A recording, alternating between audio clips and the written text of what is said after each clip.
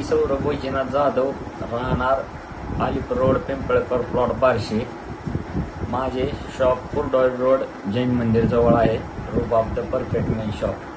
दिनांक 20/7/2026 रोजी माझ्या चुलत्यांनी नवनाथ किसन जाधव व जगन्नाथ किसन जाधव या दोघांनी 10 ते 12 जणांना, गुंड लोकांना मला मारण्यासाठी माझ्या शॉपवर पाठवले.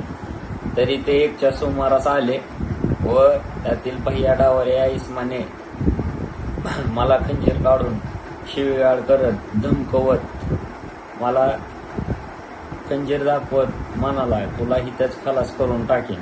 मी म्हणालो, मी नेमकं केलंय काय? तर त्यावेळी त्याने मला म्हणला, हे नवनाथ जाधव आणि जगन्नाथ जाधव हे कोण आहेत? मी म्हणलं, माझे चुलते.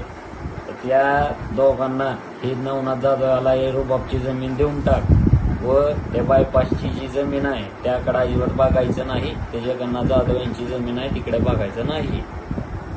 त्यानंतरनं मी दुकानात एकटा बसलेलो असताना दुपारी 3-3:30च्या सुमारास मुन्ना बोटे व काही 10-12 इसम दुकानमध्ये डायरेक्ट आले व त्यांनी आले की मी त्यांना खूप रिक्वेस्ट करत होतो, हाती जोडले की बाबा मला मारू नका.